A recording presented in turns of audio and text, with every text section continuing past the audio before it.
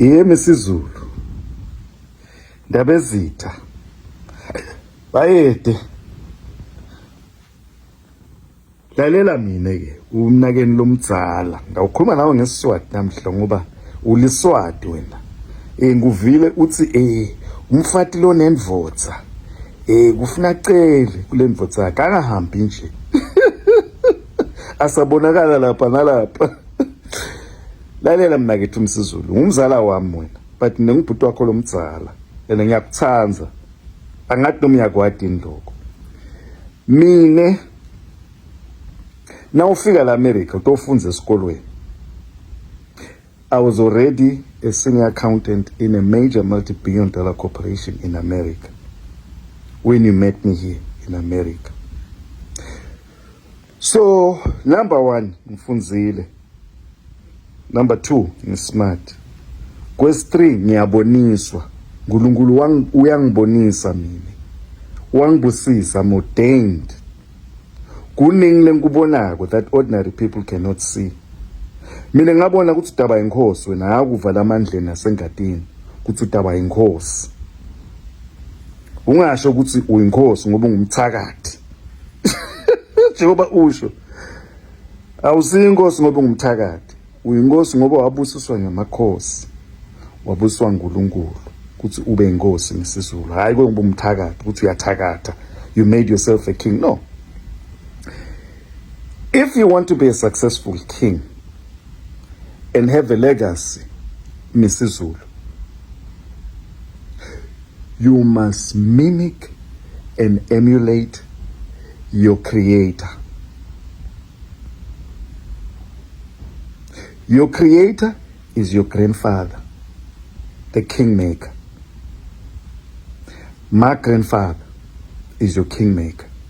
Your grandfather is your kingmaker. That is the genius, Ulumabanda, King Sobhuza II. You must mimic and emulate our grandfather, King Sobhuza II, the greatest king to ever walk this planet Earth, worshipped by other kings, worshipped by Ronald Reagan, the president of the world, who ended the Cold War. Ronald Reagan was worshipped by Queen Elizabeth II, was worshipped by people like Oliver Tambo, all the presidents of Southern Africa, including Amabhunu namaPortuguese Mozambique. He was a genius way ahead of his time. Ulomabanda, umkhulu wakho, umkhulu wami, nesiZulu. Uyangiva mina kethu. Ngiyehluleka ukukhuluma nawe ngelicingo ngoba uphendvula incingo. Ndawukhuluma nawe vele la Facebook ngoba ngiyakuthanza. Mina, I wanted to organize your security detail. I'd spoken already to one of my big friends who's a lobbyist on Capitol Hill, a former FBI agent who penetrated Martin Luther King, Malcolm X, and the KKK. You must go and Google him and see what he has done. He has been involved in child trafficking cases. He has been involved in drug smuggling. He's been involved in busting cases, money laundering across the globe. He has organized the security detail for heads of state, including his best friend, Benjamin Netanyahu. That's the fellow I wanted him to put together your security detail. Ungalandi security detail from Makosetive, Abu Manchingelani. No Muyolandi security detail from the South Africans. They are not going to protect you at the level I wanted you to be protected.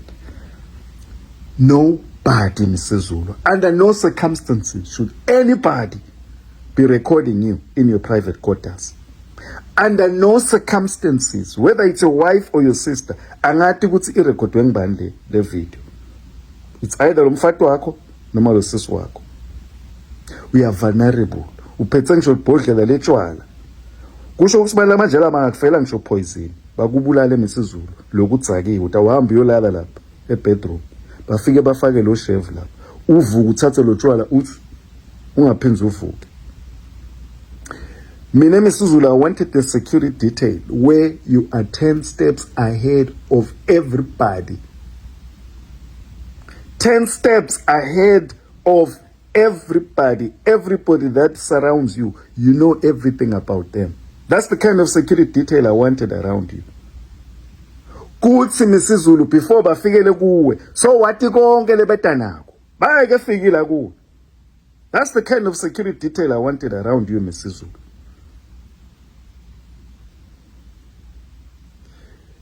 Bengidakutshela futhi the cost formula.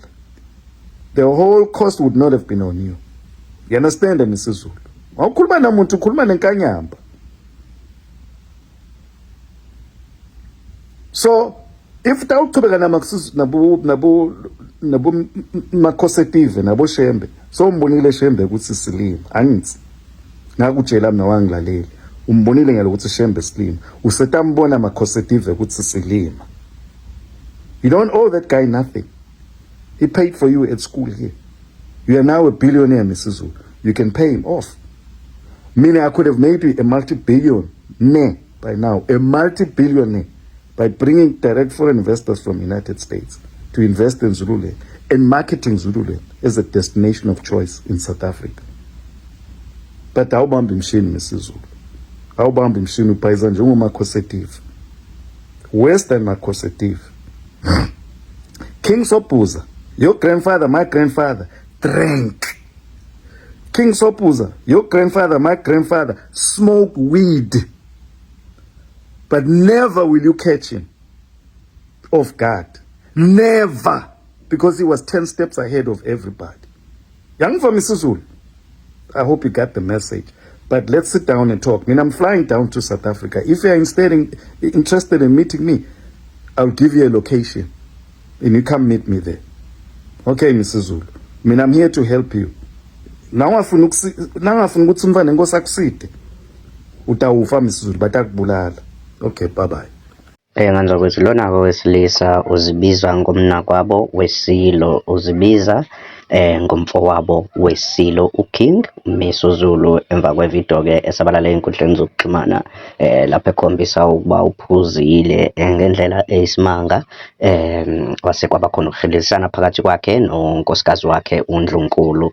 Nganaza kwethu ke lona wesilisa into ayiphakamisa kakhulu, ukuphakamisa ukuthi ke engazuthi ke ngathola isecurity ekwi high level uMisuzulu. Nganaza kwethu mina nawe bengathanda ukuhlangana kwi-comment section sizovula ukuthi wena uthini ngalolu daba ukuthi uMisuzulu ngampela uyayidinga that proper security.